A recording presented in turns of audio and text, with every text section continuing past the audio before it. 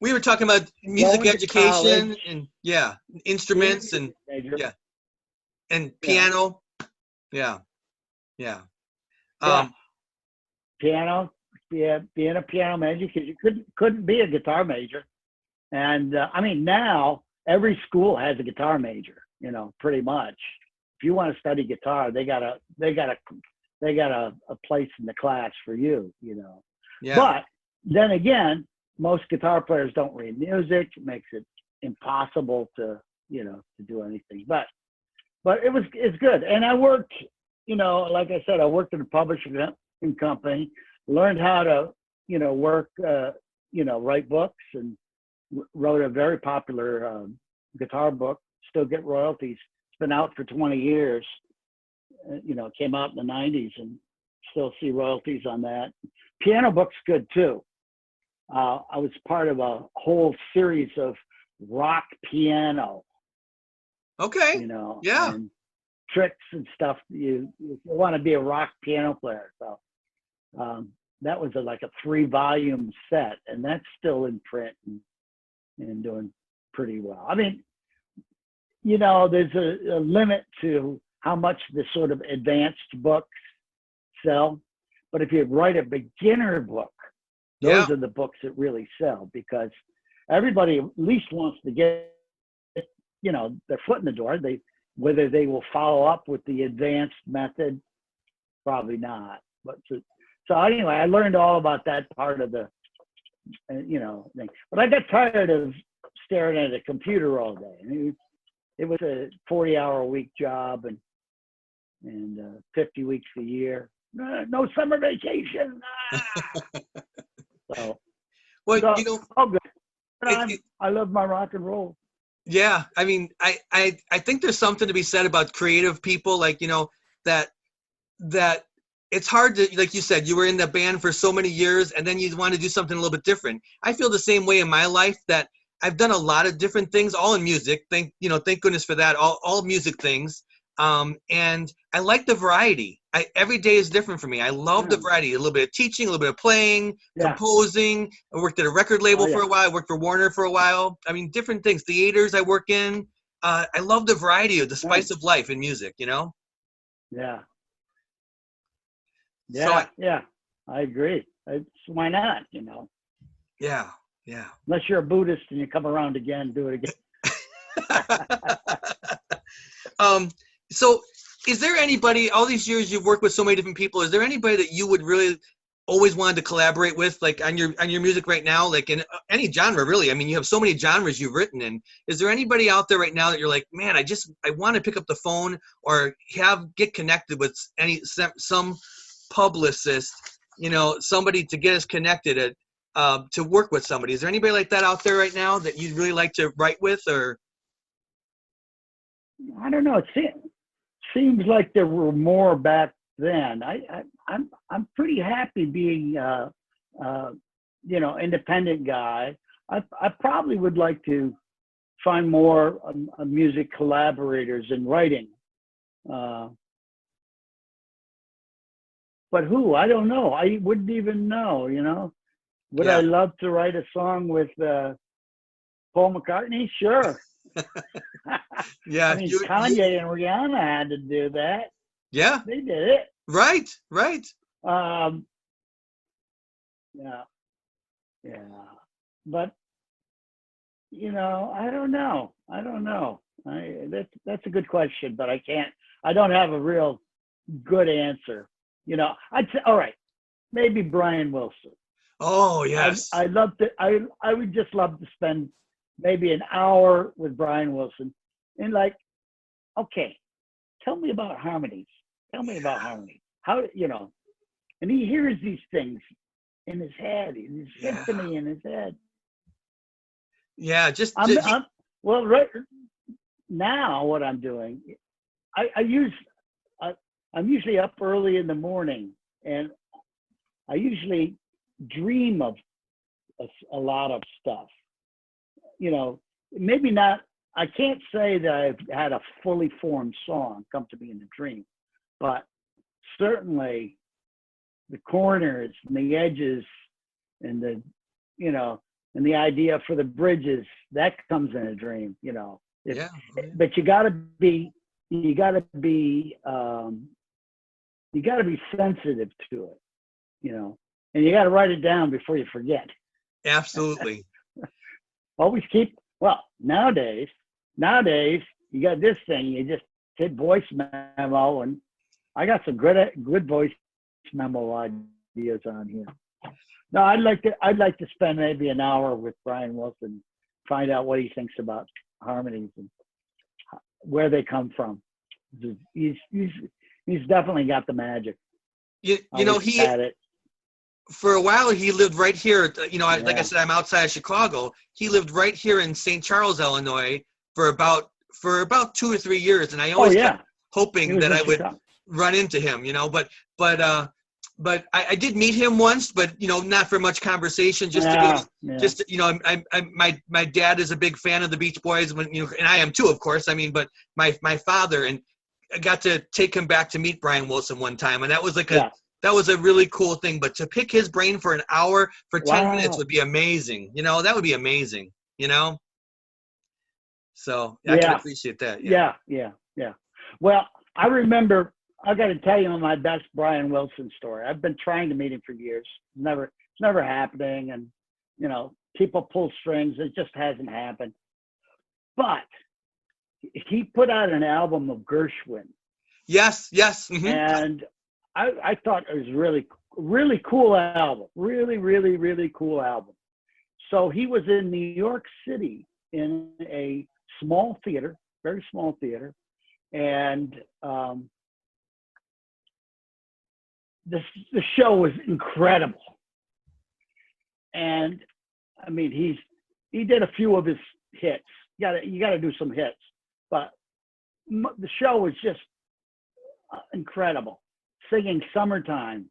He's singing Summertime, and the whole audience just goes, they just gasp, like, Brian Wilson is singing Summertime. Yeah. You know, old classic. Sure. And lots of other good ones. And the whole band just was fantastic that night. So I'm leaving the thing, and I was just so excited. This is fantastic. So Brian Wilson's bus is out there. And I figured I'd knock on the window and say hi to the bus driver. So I knocks on the window. It's Brian Wilson. Oh, gee. And he's on the phone. And I waved. They said, great show. And he waved back. I died going to heaven. That's all I need, ever. He waved. You know, well, I'll tell you, I think he was in a great mood because the show came off without a hitch. Yeah. And here he is, you know, 20 minutes from Broadway doing Gershwin. And it was a fantastic show. So he was telling somebody back at home how well the show was. And he was in a good mood because he's not in a good mood a lot. Yeah, you know. Yeah. So, but he waved to me, and I said, "Great show." That's all I need to say. Just off into the night, you know, go on out to the night. That's kind of how I felt. Great show. It was a great. I kind of felt the same way when I met him. I just wanted him to acknowledge my existence on this earth. That's all I really needed that day. You know, I just needed him to acknowledge my existence as another human on this earth, and talked to him for a brief moment. Nothing musical, unfortunately, just a hello. But that was enough for me. It really was. It really was. Yeah. A brief hello. That's all. I mean, he's not gonna be chatty or anything like that. Right. You know. Right. He's got his thing, and we are blessed. I've met all the other Beach Boys. I've met them all. They're very nice. You know, but Mike Love, talked to him several times. We actually, Blue Oyster Cult opened the show for the Beach Boys. Oh. Another crazy moment on the road. Yeah, so it's this festival in Cincinnati. We're at this festival in Cincinnati, right on the river, and it's the Beach Boys and Jan and Dean, and Blue Oyster Cult open it. Weird show, but we were excited. This is so good, you know. Yeah. And we're in the dressing room, so we're just warming up, getting ready to go out. we gotta get limbered up. And I said, well, let's play fun, fun, fun. So we're playing fun, fun, fun. Mike Love opens the door. What are you guys doing? And then, like, whoa, Mike Love, wow, came into our dressing room. But then he took off. He had other things to do. Yeah. And then, maybe 5 minutes later, Jan Berry of Jan and Dean comes into the dressing room. And I said, Jan, let's sing a song. So we're singing Barbara Ann. Oh, I said, boy. you know this song? We're all singing Barbara Ann with Jan Berry of Jan and Dean. It was insane. So later on, we're out at the soundboard because we had the good passes. We're out at the soundboard, and Beach Boys show was not that exciting. You know, it was okay, but it wasn't. You know, I've seen them 40 times, but Jan and Dean come out to sing with the Beach Boys, and all of a sudden it just like, whoa! It was awesome. They were excited because they had guests, and they were on their best. They wanted to do their best with Jan and Dean. So they're doing the Little Old Lady from Pasadena, Surf City. They're doing all of those songs. And also it was a great sound. This is quite a few years ago. So they had one of the first digital reverbs, so they could get that big California sound. Right. It was just, you know, nowadays that you can put a reverb in it like that big, you know, but this was like a big box that had just reverb. It was just for reverb. And I remember that, wow, they did sound good. You know, they go into that big California sound, you know. Right. Yeah. That, you know, that goes back to my earliest days of playing music, and, you know, why I ended up deciding on a music career because of those guys, you know. And I went to see Smile 3 times when they did the Smile, live Smile, when they did Pet Sounds. I saw that 3 times. Wow. I saw their big reunion show in 2012, I believe. Saw that like 3 times. You know, and I would just go because nobody would want to go with me. Only the crazy fan. Nobody wanted to go. I'll go by myself. I'll buy a ticket by myself. Yeah. You can't miss that. You can't miss that show. Yeah. And then if you go by yourself, you do crazy things. Like, I found a seat in the front row. Even though my ticket was for the back, I would just go up there and I would sneak in, like when I'm just like a kid, a real kid. I sneak into the front row. Is there anybody sitting there? No, I think they're loud. Good. And I hide down so the ushers don't see me. So I got to watch a lot of those shows from the front row, you know, 10 feet from Brian's piano. All right, enough of that. I'm losing all my heavy metal cred by talking about this stuff. Well, I know on the new album you got the Kinks cover too, All Day and All the Night. You've got that cover, so they must have been someone that you really enjoyed over the years. Yeah. Oh, absolutely. The earliest days, playing those power chords, you know, bar chords. Yeah. You know, So Tired of Waiting. But of course, You Really Got Me was, you know, a life-changing song. Kind of invented the heavier side of rock and roll, was Ray Davies. Yeah. And then he would come out with some incredible ballads too. He could make you cry. Yeah. With the songs that he did. So yeah, I started All Day and All of the Night as an acoustic song. So it has this sort of open E minor tuning. And then as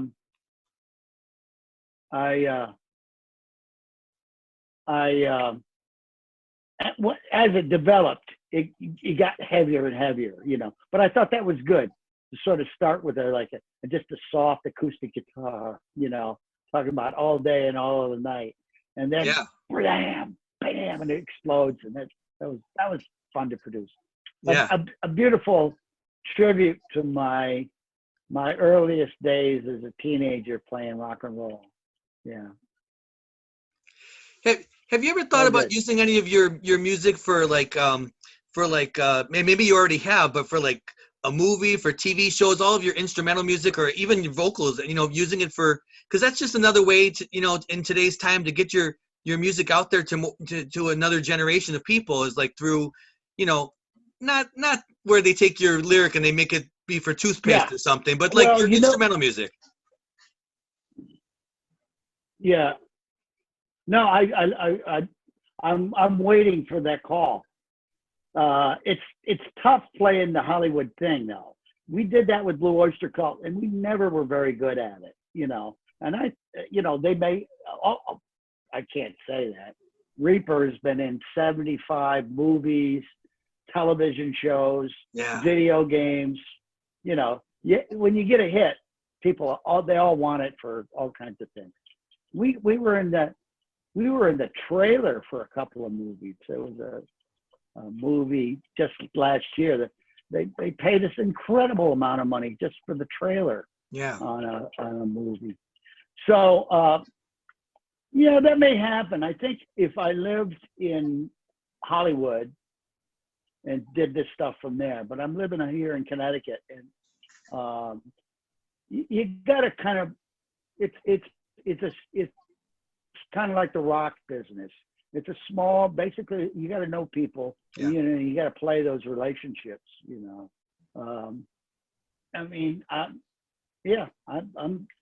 it's all can be licensed very reasonably. Well, I just be licensed very reasonably. I just think about like the fact that you've got all this music, I'm talking about your solo music now, your current compositions and all that you've written. And, back in the 70s and 80s and, even the 90s, we didn't have the internet where we could communicate with people, but I think people are not as protected as they used to be, or protective even, that you can maybe reach, and you have a name for yourself as a solo artist, as a band member of but to be able to just tell them who you are and say, hey, I've got this music. And, do you have, because there's so many music, I've learned about this, so many music libraries in California, and to be able to communicate with somebody and just pitch it and see what they say. I mean, because you got so much music you've written. Actually, I did a little bit of that in the 90s. Not very much,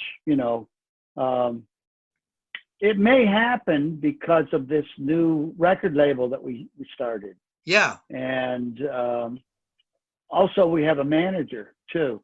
So he's done a great job on my record. He's getting ready to do my brother's record. We're going to do, we have a couple other projects that we'll be doing in 2021. And we have thought about like repackaging our solo records. He has several, and I have 5, and they may come out as the best of the Bouchard brothers or something like that. And there may be other connections to, it's pretty competitive, that film market, but I'm very optimistic that things are going to happen. More things are going to happen. Well, and there's so many. The idea with this record label was to point up the creativity that we have. Yeah. And now with Netflix and Amazon competing, there's just and I think that the sort of Hollywood system has been shaken up a lot by what's happening now with the explosion in streaming TV and stuff like that. So yeah, it'll happen. I think there's a lot more opportunity because of it. And I think there's, it doesn't have to be a network show. It could be, I mean, there, like you said, there are so many streaming channels, and from Yeah. from a little bit, I dabble in that, and I'm trying to break into that part of things in life. But from what I hear, there's like Mhm. some of these music libraries thought they'd be slow right now because there's a lot of production that's on hold. But they said they're getting hit so much for music, and I Yeah, just that's think of all on the music hold. you've done. Gosh, to get that out there to them, and it'd be a whole nother side part of your music, right now, because this is the time. This is when the iron's hot, and I just thought, wow, that would be Yeah. another way for them to hear your Yeah. great music. Yeah. So, Well, I'll um, definitely look into that, Um, yeah. Or if you know anybody, hit me up. Hit yeah. me up with a private message. Well, yeah, I talked to you a bit, just a brief moment when we're done here. I just tell you a couple of quick things, for sure. And by the way, I want to be respectful of your time. You've Yeah. given me so much time this morning. So I kind of want to wrap things up about your new album, and then Oh, maybe we no can just problem. chat for a quick minute offline here. But knowing that this is your 6th solo album, Sure. what's the next album after that of your solo albums that you're most proud of, that all the blood, sweat, and tears you put into it? What's the next one that someone would go back and listen to that you're most proud of your solo records? Well, playing the fifth one is called Playing History. I really love the songs on that. That's really a strong one. I mean, people like them for different reasons, I think. The older an album gets, it develops a history. So then you get, they listen to your record because it reminds them a happy time or whatever. It takes on a history of its own. So, and selling a new album is tough because, they say, well, I don't know if you could top that one that you did, but Playing History is really good. I felt very creative for that, with that, came up with some songs, really strong songs. I wrote a song for our manager who passed away called Renaissance Man. And up until this album, that was I think, the strongest post Blue Oyster Cult song that I ever wrote was a song. And it had a good, that's a concept too. Yeah. Randy was a brilliant guy, and to come up with some kind of story that told a little bit about him from my perspective was a really good song to write. So, And yeah. I just ran across Playing History. I ran And it was across the really lyric sort video of for that playing too. around with my history. Yeah. Yeah, it's all good. It's all good. So just summarizing kind of everything we kind of talked about today too. What do you want to tell people to make them excited to go and listen to this new album? If what hasn't been said, really? I mean, you've told us so much about, which is great. Is there anything just to kind of, what would you tell them? And maybe someone who is not familiar with your music too, someone that just loves rock and roll music. What would you tell them to about this new record that they got to listen to it? Well, this is a great set of songs. It's going to make you feel good. More going to get you up off your chair, make you dance. Walk of Fame. Yeah. Most dance track I've ever done. Yeah. I think this is a fun album for me. I'm sure in the future I will look back and that was a lot of fun to do that record. So Yeah. and it rocks good. It's a tight. All the corners are really tight. I just had a great time doing it, and I expect that my next record, I might maybe do some more far out stuff, but I can't wait to start that one, and that'll be starting soon. Great. Well, I hope that all of you who are watching this interview, that you'll check out Strange Legends. Joe, I thank you so much for your time today. I mean, you've been so generous with your time, and we worked through the technology stuff with Zoom, and we got through that. To you. Thank you. Yeah. Hey, hurricanes, we got it all here. There you go. We just laugh it off. Well, thank you so much, Joe. Yeah.